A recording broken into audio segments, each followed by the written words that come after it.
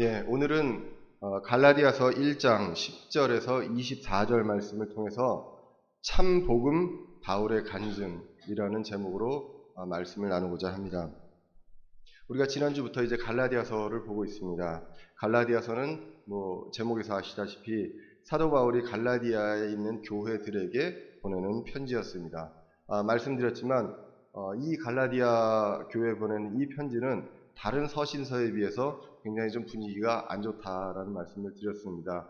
보통 있는 칭찬이라든가 축복이 있는 것이 아니고 감사가 있는 것이 아니고 바로 강하게 사도 바울에 대한 어떤 그 사도의 정당성과 그리고 책망이 이어지는 것을 우리가 볼 수가 있습니다. 그 이유는 이 갈라디아 교회가 참 복음에서 속히 떠나갔다고 말씀을 하게 됩니다. 그래서 이 다른 복음으로 가게 되고 이 다른 복음을 전하는 사람이 있었고 이러한 문제 때문에 사도 바울이 이것에 대해서 강력하게 그리고 강하게 책망하는 것을 볼 수가 있습니다. 얼마나 강하게 책망을 했냐 하면 하나님을 통해서 자기 자신이 전했던 그 복음 외에 다른 복음을 전하는 존재가 천사라 할지라도 그 천사도 저주를 받을 것이고 만약에 본인 자신이 다른 복음을 전하거나 어떤 다른 복음을 전하는 사람이 있다면 그 사람도 저주를 받을 것이다 라고 이야기를 했습니다. 왜 그랬냐 하면 갈라디아 교회는 바울이 처음에 하나님의 영감을 통해서 전했던 그 은혜의 복음에서 떠나서 이제는 은혜가 있고 행위가 있어야 된다. 내가 무언가를 해야 하기 때문에 그리고 율법이 필요하고 율법주의 쪽으로 돌아가려고 하는 그러한 움직임들이 있었다라고 우리가 역사적으로 알게 됩니다. 할례의 문제도 있었던 것으로 이제 우리가 이제 갈라디아서를 보면은 알 수가 있습니다. 그렇게 됐을 때 사도 바울이 이 편지에서 강하게 이 문제에 대해서 제기를 하게 됩니다. 그렇게 하면서 10절에 보시면 이렇게 이야기를 합니다. 그 다른 복음을 전하는 자들은 나를 포함해서 천사나 어떤 사람도 저주를 받을 것이다 라고 이야기를 하면서 10절에서 내가 지금 사람들을 설득하느냐 하나님을 설득하느냐 그리고 사람들을 기쁘게 하려고 애쓰느냐 그렇지 않다. 내가 아직도 사람들을 기쁘게 한다면 결코 그리스도의 종이 아니리라 이렇게 이제 말씀을 하게 됩니다. 여기서 이제 마지막에 보면 내가 아직도 사람들을 기쁘게 한다면 이라고 이야기하는 것을 봐서 사도 바울이 과거에는 그렇게 했던 것 같습니다. 우리가 성경의 역사 사도행전을 봐도 과거에는 사도 바울이 그런 일들을 해왔던 것을 우리가 보게 됩니다. 유대교 입장에서 예수 그리스도를 믿는 그렇게 회심한 그리스도인들을 잡아서 죽이는 역할, 잡아서 고발하는 그런 역할을 사도 바울이 해왔던 것입니다. 그것을 통해서 사도 바울은 사람을 기쁘게 했습니다. 소위 말하면 그 공회라고 하는 유대인들의 공회라고 하는 여러 가지를 다스리고 판단하고 이런 것들을 했던 사내들인 공회가 있었는데 이런 공회의 사람들이든가 거기에 이제 인정받거나 그 사람들을 기쁘게 하기 위해서 그러한 일들을 했었던 것으로 보여집니다. 그래서 여기서 아직도 내가 그런 걸 한다면 나는 그리스도의 종이 아니다 라고 분명하게 이야기를 하게 됩니다. 그렇기 때문에 이 사도 바울은 그 전에 회심하기 전에 자기의 행동들을 분명하게 이야기를 합니다. 분명하게 이야기를 하고 여러분들 아시다시피 사도 바울은 예루살렘에서 다마스커스로 가던 도중에 예수님을 만나게 되죠. 그 전에 이제 요세푸스의 성경의 역사가였던 요세푸스의 말에 의하면 다마스커스 지역에서만 유대인 정도 한 10,000명 정도가 학살이 됐을 정도로 사도 바울이 아주 지대한 공을 했다고 알려져 있습니다. 그렇기 때문에 사도 바울은 늘 회심하고 나서 자신을 빚진 자라고 이야기를 하게 됩니다. 로마서 1장 14절에 보시면 그는 나는 그리스인이나 바바리인이나 지혜 있는 자나 지혜 없는 자에게 다 빚진 자니라 이렇게 이야기를 합니다. 자신의 그 과거가 있기 때문에 사도 바울은 빚진 마음으로 그러나 그렇기 때문에 고난을 감수하고 무엇을 감수하도 참 복음을 전하려고 노력을 해왔던 그런 사람입니다. 그래서 이제 11절 오늘 본문을 보시면 그러나 형제들아 내가 너희에게 확실히 알리노니 내가 선포한 복음은 사람을 따라서 나지 아니하였느니라. 지금부터는 10절 이하부터는 사도 바울이 그 자신이 전하는 이 복음의 정당성에 대해서 이 참복음이 정말로 참복음이다. 나의 복음이 아니라 그리스도의 복음이요 하나님의 복음이다. 복된 소식 이것이다 라는 것을 이야기를 하게 됩니다. 그런데 이 복음을 내가 누구로부터 배우거나 전수받거나 한 것이 아니다 라는 것을 11절 이하에서 밝히게 됩니다. 내가 너희에게 확실히 알리노니 내가 선포한 복음은 사람을 따라서 나지 아니하였느니라. 12절에 보시면 나는 그것을 사람에게서 받지도 아니하고 배우지도 아니하였으며 다만 그것은 예수 그리스도의 계시로 말미암았느니라. 그래서 다른 사도에게 배운 것도 아니고요. 다른 어떤 문파, 예를 들면 교파, 신학교 이런 데서 배운 것도 아니고 예수 그리스도의 계시로서 내가 이런 것들을 얻었다. 이 받은 복음에 대해서 사도 바울은 고린도전서 15장에서 구체적으로 이야기를 하게 됩니다. 고린도전서 15장 3절을 보시면 이렇게 기록을 합니다. 고린도전서 15장 3절입니다. 예수 그리스도로부터 그 계시로 직접 받은 그 복음이 무엇이냐? 15장 3절에 내가 또한 받은 것입니다. 내가 또한 받은 것을 무엇보다 너희에게 전하였노니 그것은 곧 성경 기록대로입니다. 그 당시에는 이제 구약 성경이었겠죠. 그래서 성경 기록대로 그리스도께서 우리의 죄들로 인하여 죽으셨습니다. 그 어떤 이유도 아니고 우리 여러분들, 저와 여러분들의 죄들로 인해서 죽으시고 그리고 묻히셨습니다. 묻히셨고 성경 기록대로 셋째 날에 다시 살아나셔서 그 모든 증인, 예수 그리스도를 전할 모든 증인들 앞에서 나타나셨습니다. 그리고 마지막에 맨 마지막에 정한 때를 벗어나서 태어난 그런 그 비정상적인 아이 같은 자기에게도 보이셨다라고 고백을 하게 됩니다. 그러므로 이 복음을 전하는 데 있어서 이 복음은 누구에게 배운 것이 아니고 그리스도의 계시요. 그리고 이 복음은 사람들을 기쁘게 하고 내가 그 전에 행동을 했던 것처럼 어떤 공회나 위에 사람들한테 인정을 받기 위해서 이런 것들을 하는 것이 아니라 하나님을 기쁘게 하기 위해서 이런 것들을 하고 있다라고 말씀을 하게 됩니다. 그리고 이제 그 이하 절에서 다시 이 문제에 대해서 구체적으로 부연 설명을 하면서 사도 바울 자신의 간증을 이야기를 하게 됩니다. 13절에 보시면 갈라디아서 1장 13절에 과거에 유대인들의 종교 안에 있었을 때 행한 나의 행실에 관해 너희가 들었거니와 여러분들도 알고 저도 알고 그리고 모든 사람들이 그 당시에 모든 사람들이 알았습니다. 사도 바울은 지식층이었고요. 로마 시민이었습니다. 그리고 이스라엘 민족들한테도 굉장히 인정받는 그런 위치에 있는 사람이었습니다. 그러면서 예수님을 믿는 사람들을 붙잡아다가 그 예루살렘으로 보내서 이제 죽이게 하는 그러한 역할들을 했던 그런 일들을 사도 바울이 앞장서서 그리고 또 굉장히 의욕적으로 과격하게 맹렬하게 했었다고 합니다. 그러던 도중에 아시다시피 예수님을 만나게 됩니다. 예수님이 이미 부활하고 하늘로 가셨지만 사도 바울에게 분명하게 특별히 다시 나와서 사울아 왜 나를 핍박하느냐라고 하면서 사도 바울에게 만나 주시고 그리고 사도 바울에게 계시로 그 복음을 주시고 그 복음을 이방인들에게 전할 수 있는 그런 사역자로 사도 바울을 세우셨다. 이것을 우리가 사도행전과 모든 사도 바울의 서신서에서 우리가 확인을 할 수가 있습니다. 이렇게 극도로 그 13절에 나의 행실에게서 들었거니와 내가 하나님의 교회를, 여기서도 유대인들이 나오고 유대인들과 다른 유대인들의 종교가 아닌 유대교가 아닌 하나님의 교회가 나오게 됩니다. 우리 이 하나님의 교회를 극도로 핍박하여 피폐하게 하였고 내 조상들의 전통에 대해 더욱 심히 열심을 내어 내 민족 가운데서 나와 동등한 사람들보다 유대인들의 종교에서 더 득을 보았느니라. 내가 이런 사람이었다 라는 것을 이야기합니다. 어떤 사람들 같으면 그런 얘기를 하면서 나 예전에 이렇게 잘 나갔다 라는 의미로 얘기할지 모르겠지만, 사도 바울은 이것에 대해서 정말로 참회하고 그리고 빚진 자로 여길 정도로 이것을 부끄러워했던 사람입니다. 이런 부끄러운 치부를 다시 드러내면서 이야기를 하는 지금 그런 과정에 있습니다.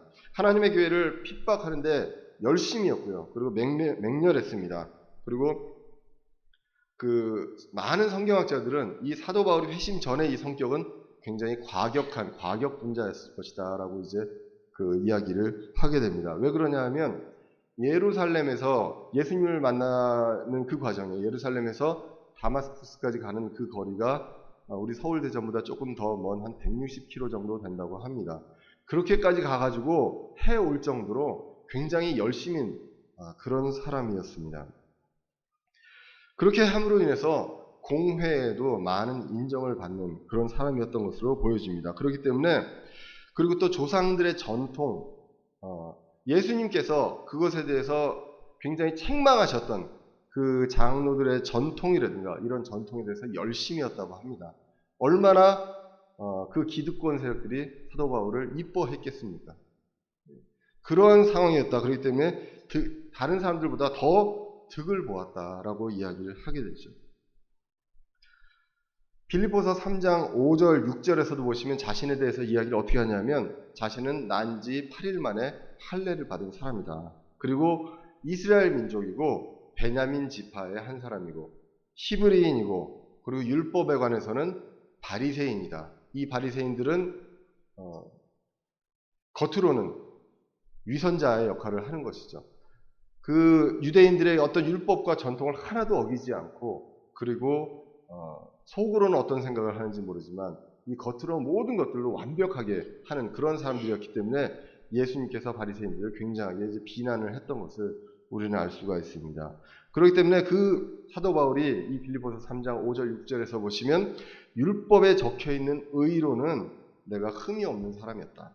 예전에 그런 이야기들을 하게 됩니다. 내가 과거에 이런 사람이었는데, 근데 15절에 보시면 그러나 하나님의 계획이 있었다라는 내용들을 시작을 하게 됩니다.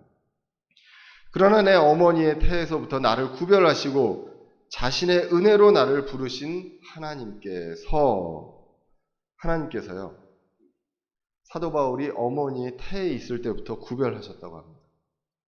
구별하시고 자신의 의지로 무엇을 할 수 있기 한참 전에 하나님께서 먼저 구별하셨는데, 이것이 바로 무엇입니까? 하나님의 은혜라는 것입니다. 그래서 하나님께서 자신을 부르셨다는 거예요.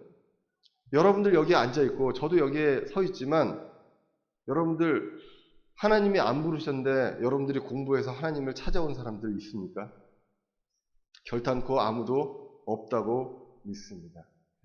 하나님께서 저희를 먼저 부르셨다고 성경은 이야기를 합니다. 어떠한 이유인지 모르겠습니다. 여기에 그냥 지나다가 들렸을 수도 있고, 또 어떻게 아는 사람을 통해서 나올 수도 있고, 모든 그런 여러 가지 여러분들만의 사연이 있겠지만, 저도 사연이 많은 사람이죠. 강릉에 살지만 여기까지 오는 사연이 많은 사람이지만, 하나님께서 부르셔서 은혜로서 하나님의 자녀가 되시고, 또 하나님께서 부르셔서 이 대전은혜 침례교회에 그 대중교통도 별로 없는 이곳에 여러분들 찾아오셔서, 하나님께서 부르셔서 오셔서 이렇게 주시는 은혜가 깊다는 것, 그것을 우리가 오늘 이 말씀을 통해서 정말 느낄 수 있는 것 같습니다. 그래서 어머니의 태부터, 자신의 의지와 상관없는 어머니의 태부터 구별하시고 은혜로 부르셨다고 이야기를 하게 됩니다. 이 사도 바울이 회심하던 그 과정을 보려면 우리가 사도행전 9장을 보게 됩니다. 사도행전 9장에 보시면, 사도행전 9장 15절에 하나님께서 아나니아에게 이야기를 합니다. 사도 바울이 예수님을 만나고 나서 눈이 멀어버렸습니다. 눈이 멀어버렸을 때 이것을 이제 눈을 열게 해주는 사람이 필요하게 되죠. 그때 하나님께서 아나니아에게 나타났을 때 아나니아는 가기 싫어요. 왜? 사도 바울이 그 전에 무엇을 했던 사람인지 알기 때문에 가기 싫습니다. 그때 주께서 아나니아에게 이렇게 말씀하십니다. 내 길로 가라. 그는 이방인들과 왕들과 이스라엘 자손 앞에서 내 이름을 전하기 위해 내가 택한 그릇이니라. 그리고 그 전에 그자가 한 짓이 굉장히 많기 때문에 내가 내 이름으로 인하여 얼마나 큰 일들로 반드시 고난을 겪어야 하는지 내가 그에게 보이리라. 사도 바울은요, 예수님을 알게 됐습니다. 예수님의 음성을 듣게 됐고 참복음을 알게 됐습니다. 그리고 또 뭐도 알게 됐냐면 자기가 앞으로 걸어가야 될 길도 주님께서 보여주셨다는 것입니다. 여러분들 예수님을 믿고 사업이 잘 되기를 원하십니까? 예수님을 믿고 복이 많이 받기를 원하십니까? 근데 사도 바울은요, 이제 자신의 길이 무엇인지를 보게 됩니다. 복음 사역을 해야 되는 자신의 길을 보게 되는데, 대접을 받으면서, 그 전까지 여러 가지 대접을 받으면서 어떤 지위에서 이런 것들을 하는 게 아니라 철저하게 처량하고 비참하고, 그 때로는 정말 목숨까지 위험받는 그러한 일들이 앞으로 펼쳐질 것을 보게 됩니다. 그 보게 되는 그 상황을 여기서 말씀을 하게 되는 것이죠. 바울은 주님을 만나서 자신이 이방인의 사역을 할 것, 이것에 대해서, 그리고 고난에 대한 것들을 보게 됩니다. 로마서 15장 16절에 보시면, 이것은 내가 이방인들을 향한 예수 그리스도의 사역자가 되어 하나님의 복음을 제공함으로써 이방인들을 바치는 일이 성령님을 통해 거룩히 구별되어 주께서 받으실 만하게 하려 함이라. 자신은 이방인들을 위해서 사용되는 그릇이다. 그리고 그것을 통해서 굉장한 극심한 고난이 있을 것이다. 자기가 그전까지 모든 어떤 대접받았던 그 기득권들을 버리고 그것에 더 나아가서 여러 가지 고난을 받을 것임을 이제 알게 됩니다. 이것을 알게 되었을 때 사도 바울은 고민이 되지 않겠습니까? 고민이 되면 어떻게 할까요? 저 같은 경우면 가족들하고 상의를 하거나, 아니면 제가 존경하는 멘토가 있다면 상의를 할 것 같습니다. 그런데 사도 바울은 16절 이하에서, 갈라디아서 1장 16절 이하에서 뭐라고 얘기하냐면 어떤 사람과도 의논하지 않았다라고 말씀을 하게 됩니다. 자신의 아들을 내 안에 계시하사 내가 그분을 이교도들 가운데서 선포하는 것을 기뻐하실 때에 내가 즉시 혈육과 의논하지 아니하였고, 혈육과도 즉시 그것을 알았을 때 혈육과도 의논하지 아니하였고, 그리고 예전 같으면 이런 일이 있으면 나는 그 공회, 그 기득권층으로부터 인정을 받아야 되기 때문에 공회로 달려갈 수도 있겠죠. 그리고 또 이제는 내가 회심을 했으니까 사도한테 달려갈 수도 있겠죠. 그럼 예루살렘으로 가야 되겠죠.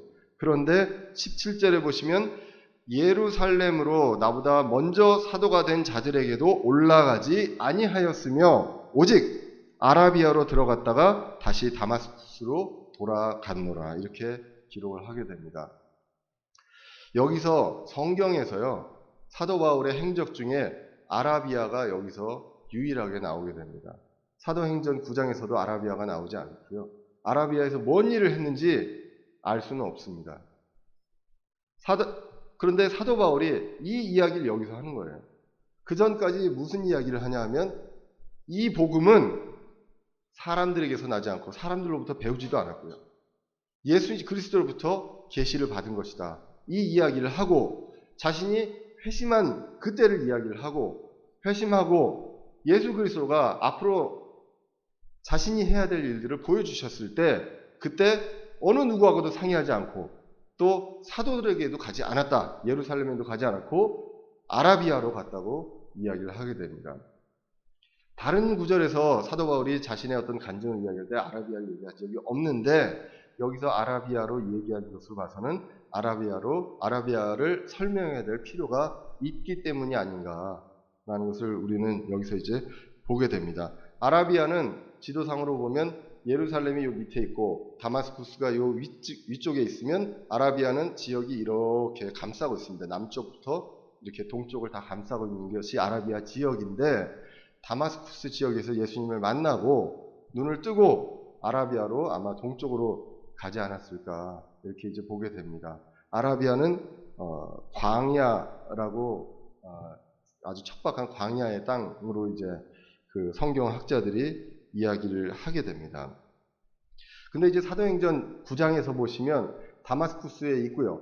그리고 그 다음에 눈을 뜨게 되고 말씀을 선포하다가 26절 이하에서 보시면 예루살렘으로 가게 됩니다. 그렇기 때문에 그 사이에 아라비아를 간 것으로 이제 보여집니다. 근데 이제 이 아라비아에 대한 것들을 이야기할 때 얼마나 기간이 있었냐라고 보면 18절 이하에서 보시면 약 한 3년 정도 있지 않았을까라고 보게 됩니다. 그 뒤 3년이 지나서 내가 베드로를 만나려고 예루살렘에 올라가 그와 함께 15일을 지냈다고 합니다. 3년이 지난 뒤에 베드로와 만났는데 단지 15일 정도 지냈다. 이것은 이제 사도행전 9장 이하에서 나오는 내용이기 때문에 알 수가 있습니다. 책 중에 찰스 스윈들이라는 분이 쓴 바울 은혜와 근성의 사람이라는 책에서 보시면 이 내용, 아라비아로 간 내용들에 대해서 아마도 하나님께서 사도 바울이 광야에서 하나님을 만나는 그 기간이 3년이 아니었을까라고, 그 다른 누구보다도 하나님과 그 대화하고 하나님을 교제하고 가까이서 만날 수 있는 그런 그 고독 속에서 만날 수 있는 기간이 3년이 아니었을까라고 이야기를 하게 됩니다. 그렇게 하고서 내린 결론이 무엇이냐? 바로 빌립보서 3장 7절, 8절에서 나온 것이 아니냐라고 그 책은 이야기를 하게 됩니다. 빌립보서 3장 7절, 8절을 보시면 아까 3장 5절, 6절에서는 자신이 얼마나 대단한 사람이었는지, 그 전에 잘 나간 사람이었는지에서 이야기를 하고요. 그리고 3장 7절, 8절에 보시면 그러나 무엇이든지 내게 이득이었던 것들을 곧 그것들로 내가 그리스도를 위하여 손실로 여겼습니다. 그 전까지 이득이었던 것이 나한테는 정말 안 좋은 것이었구나. 손실로 여겼고, 그리고 참으로 확실히 모든 것을 손실로 여김은 그리스도 예수 내 주를 아는 지식이 무엇보다 뛰어나다. 당시에 사도 바울의 지식 수준은 굉장히 뛰어났는데 그 어떤 지식도 예수 그리스도 내 주를 아는 지식이 더 뛰어나다라는 이야기를 하게 됩니다. 내가 그분을 위하여 모든 것을 손실을 입고 그 지식들을 단지 배설물로 여겼다라고 하는 그러한 결론을 내리지 않았을까라고 하게 됩니다. 오늘날 과학이 많이 발전했습니다. 저도 이제 공학 박사이긴 하지만 늘 말씀드리지만 박사의 박자는 얇을 박이 아닐까라는 생각을 합니다. 가면 갈수록 그 시야도 좁아지고 계속 깊이 한 부분만 들어가다 보니까 속도 좁아집니다. 그렇게 되는데 그 지식 수준을 자기가 뭔가를 대단하게 한 걸로 생각을 하게 됩니다. 심지어 더 나아가서는 하나님의 창조를 자신의 과학과 맞춰보려고 하고, 그리고 그 창조를 과학에 부합되게 변화시키려고도 하게 되죠. 그런데 사도 바울은 여기서 이야기합니다. 내 지식들은 배설물이다 라고 말씀을 하고 있다는 것입니다. 이런 것들을 이 광야 생활을 통해서 얻지 않았을까. 그래서 이 광야 생활을 통해서는 말씀을 통해서 그 복음의 본질을, 앞으로 사도 바울이 사역을 하면서 선포를 하게 될 그 참 복음에 대해서 그것들을 주님으로부터, 주님의 은혜로 그것들을 알게 되지 않았을까. 그 구약 성경을 통해서 알게 되었을 것으로 우리가 생각을 할 수가 있습니다. 그리고 그 철저한 고독 속에서 하나님과 만남이 있었을 것이고, 그리고 그 전까지 기고만장했던 사도 바울이 겸손할 수 있고 부드러울 수 있었던 그런 기간이 3년이 아니었을까라고 이 책의 저자가 이야기를 하게 됩니다.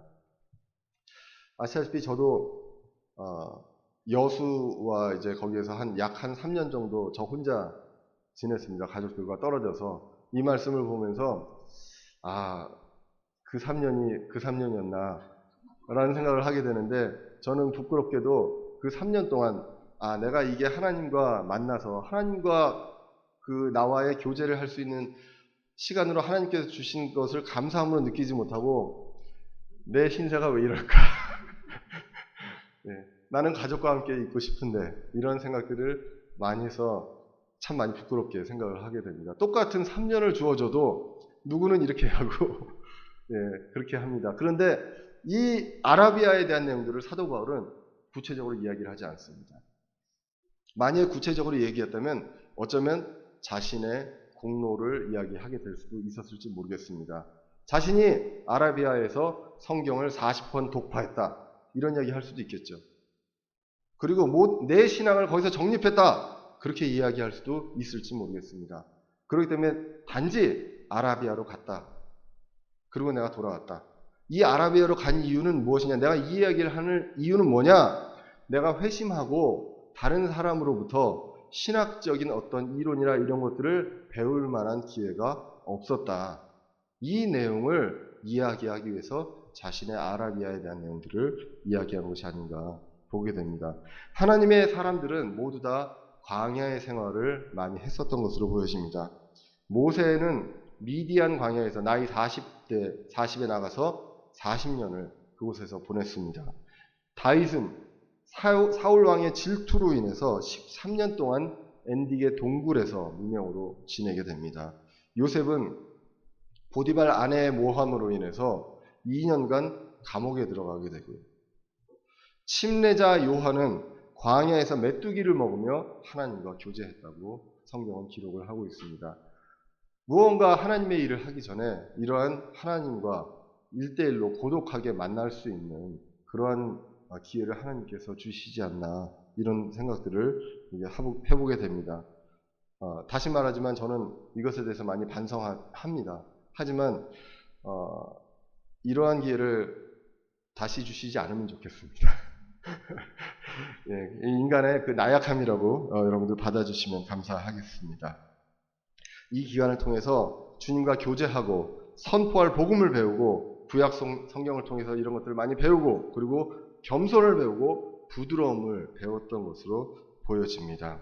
그 뒤에 베드로를 만나서 예루살렘에서 15일 정도 지냈는데 이 기간은 3년에 비하면 정말로 비교가 안 되는 그런 짧은 기간이었다는 것입니다. 19절 이하에서 보시면 주님의 형제 야고보 외에는 다른 사도를 아예 본 적이 없다고 기록을 하게 됩니다. 그러므로 사도들을 통해서 내가 이 복음을 전수받거나 배운 것이 아니다. 나는 내가 이게 왜 참복음이냐? 이것은 참복음인 이유가 그리스도의 복음이고 그리스도가 직접 계시를 해준 복음이기 때문에 이것이 참복음이다. 이것을 자신의 간증을 통해서 이야기를 하게 됩니다. 그 뒤에 20절에서 보시면 이것은 하나님 앞에서 거짓말이 아니다. 21절 이하에서 보시면 시리아와 길리기아 지방에서 선포를 할 때도 그 사도들로부터 인정받거나 검증됐거나 나는 사도로부터 인정받은 사도다라는 어떤 증서가 있는 것도 아니기 때문에 아무도 알아보지 못했고요. 다만 이 사람이 과거에 이랬던 사람인데 이렇게 변해서 하나님의 복음을 선포하는구나. 이것으로 인해서 그것 때문에 그 모습, 사도 바울의 그 모습으로 통해서 하나님께서 영광을 받았다. 이것을 말씀에서 이야기를 하게 됩니다. 그러므로 오늘 이 간증은요 분명한 목적이 있는 것 같습니다. 여러분들도 있고 저도 있고 사람들이 삶에 간증이 있습니다. 이 간증이 있는데요. 여러분들 간증하라고 하시면 저도 그렇고 일단은 한 2시간 이상이 필요합니다. 그리고 모든 거 세세한 거 나한테 있었던 모든 일들을 이야기해야 되죠. 그런데 사도 바울은 여기서 간결하게 이야기하면서 첫 번째로 이 간증에서요. 사도 바울은 목적이 분명했습니다. 이 목적이 무엇이냐? 참복음이 무엇인지 그것을 이야기한 목적이 있었다는 것입니다. 그래서 이 참복음의 정당성을 이야기해서 다른 복음으로 속히 떠난 것 이것을 막기 위한 그러한 목적이 분명하게 있었던 것으로 보여집니다. 그리고 둘째로 이 사도 바울의 간증에서는 자신의 행위나 공로가 없습니다. 아까도 말씀드렸지만 아라비아의 생활에 대한 구체적인 내용이 없다는 것입니다. 그렇기 때문에 내가 무언가를 잘해서 내가 똑똑해서 그동안 성경을 많이 읽어서 이러한 것들을 정립했다라고 이야기를 하는 것이 아니라 전적으로 그리스도의 은혜로 주님께서 값없이 주시는 이 은혜로 내가 이것을 받고 전한다. 이것을 이야기를 하게 되는 것입니다. 그리고 셋째로 받은 복에 대한 내용들이 없다는 것입니다. 간증을 하게 되면 그 전에 이야기도 하게 되죠. 그리고 예수님을 만났습니다. 내가 기쁩니다. 그 다음에 복이 아주 넘칩니다. 이런 내용들을 이제 많이 이야기하게 됩니다. 그러면 자칫 잘못하면 하나님의 영광이 나타나는 것이 아니라 내가 하나님의 복을 받을 만한 자격이 되는 사람이어서 복을 받은 것처럼. 왜냐하면 듣는 사람 중에 그 복을 못 받은 사람들이 많거든요. 그러면 내가 뭔가를 잘못했구나. 내 행위가 뭐가 문제가 있어서 이러한 복을 안 주시는 것이 아닌가. 이렇게 생각할 수 있겠죠. 그런데 이 사도 바울의 내용에서는 복에 대한 내용이 없고요. 오히려 고난과 이런 내용들이 많이 나오고 자신의 치부에 대한 내용들을 반드시 이야기를 하게 됩니다.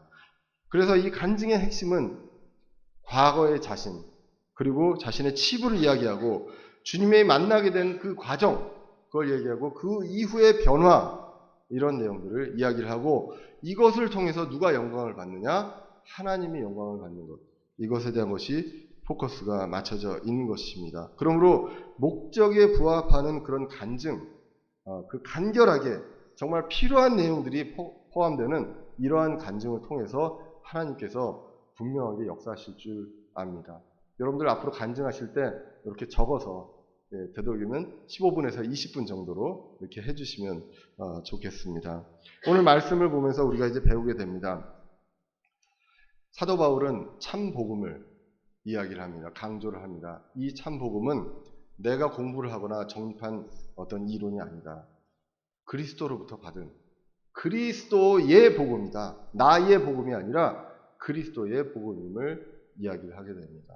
그러면서 그 과정 속에서 나의 삶의 간증의 과정 속에서 하나님께서 이렇게 해서 나한테 이 복음을 주시고 그리고 다른 사람들과 차단을 하시고 그리고 이것을 통해서 이 참 복음만을 전할 수 있도록 해주셨다. 그래서 사람들이 이 참 복음을 전하는 나의 모습을 보고 하나님께 영광을 돌렸다. 라는 식으로 간증을 하게 됩니다. 그러면 사도 바울이 전하는 복음이 많이들 이야기를 합니다. 어떤 사람들은 예수 그리스도의 복음과 바울 신학 이렇게 이야기를 하더라고요. 바울 신학이 딴 게 있습니까? 갈라디아서 1장 오늘 보시면 바울 신학은 바로 그리스도의 복음입니다. 성경을 한번 예수님께서 하신 말씀을 한번 찾아보겠습니다. 요한복음 3장 16절입니다. 요한복음 3장 16절 안 찾아도 많이들 아실 것 같지만 그래도 한번 3장 16절 찾아보겠습니다. 하나님께서 누구를 사랑하시느냐 라는 것을 예수님께서 직접 이야기하십니다. 하나님께서 세상을 이처럼 사랑하사 자신의 독생자를 부르셨으니 이것은 누구든지 그를 믿는 자는 멸망하지 않고 영존하는 생명을 얻게 하려 함이라 라고 말씀하십니다. 하나님께서는 이 세상의 모든 사람을 사랑하셨습니다. 그렇기 때문에 그래서 그 사람들을 위해서 자신의 독생자를 주셨다고 합니다. 누구에게 주셨는지 이것에 대해서 구체적으로 다른 구절에도 나오지만 일단 독생자를 주셨으니 이것은 누구든지 그를 믿는 자마다 멸망하지 않고 영존하는 생명입니다. 영원히 죽지 않는 그런 생명에 이르도록 생명을 얻게 하십니다. 여러분들 이 자리에 있는 모두가 다 죽습니다. 태어나면서부터 안 죽는 사람이 없습니다. 이 죽음에 대한 문제에 대해서 성경은 분명하게 이야기합니다. 아담과 이브로 통해서 죄를 지음으로 통해서 우리가 죽음을 맞이하게 됩니다. 우리 모두가 죽습니다. 우리 육체는 죽습니다. 그러나 둘째 아담인 예수 그리스도를 통해서 이제 요한계시록에 했던 둘째 사망으로 가지 않고 이제 부활을 하게 되는 그러한 내용들을 이야기를 하게 됩니다. 오늘 요한복음 3장 16절에서 이렇게 말씀하셨는데 사도 바울은 이 내용을 더 구체적으로 로마서 5장 8절에서 이야기를 합니다. 로마서 5장 8절에 보시면 우리가 아직 죄인이었을 때 하나님은 세상을 이처럼 사랑하셨습니다. 그리스도께서 세상을 이처럼 사랑하셔서 자신의 독생자를 주셨습니다. 이 주신 게 무엇이냐? 그리스도께서 우리를 위해서 죽으셨다는 것입니다. 대신 죽으셨다는 것. 그래서 하나님께서 우리를 향한 자신의 사랑, 세상을 이처럼 사랑하셨던 그 자신의 사랑을 당당하게 제시하셨다고 성경은 말씀합니다. 예수님도 말씀하셨고 사도 바울은 그것을 더욱더 구체적으로 말씀을 했습니다. 다시 요한복음으로 넘어가 보겠습니다. 요한복음 5장 24절입니다.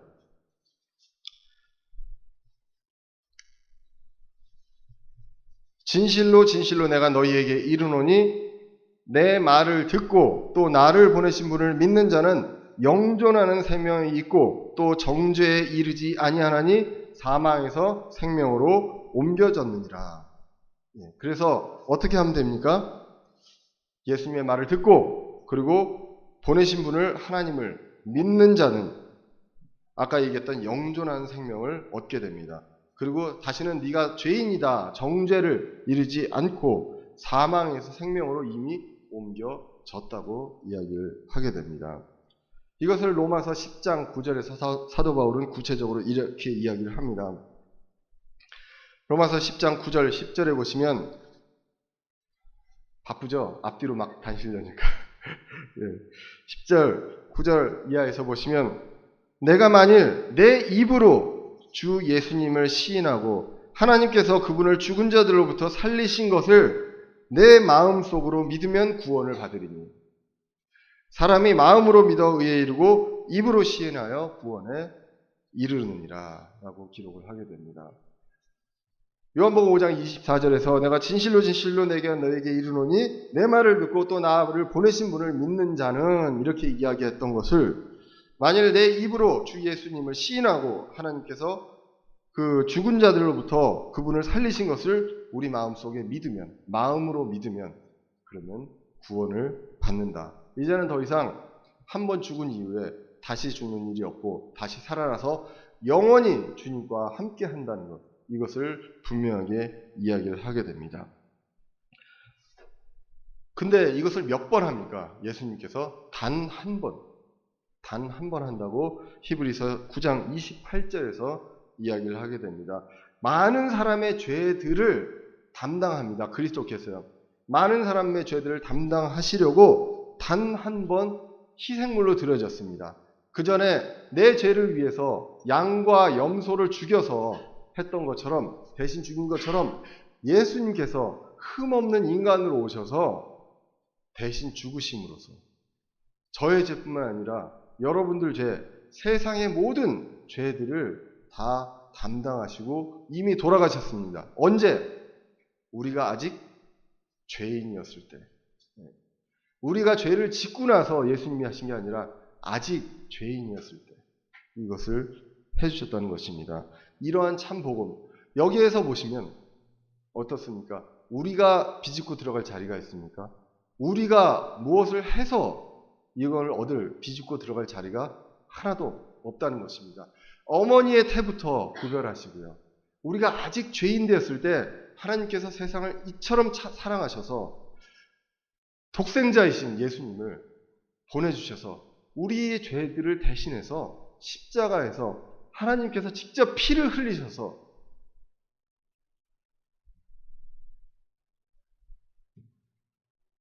돌아가셔서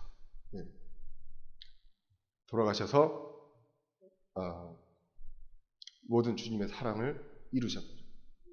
이것이 바로 참 복음입니다. 그래서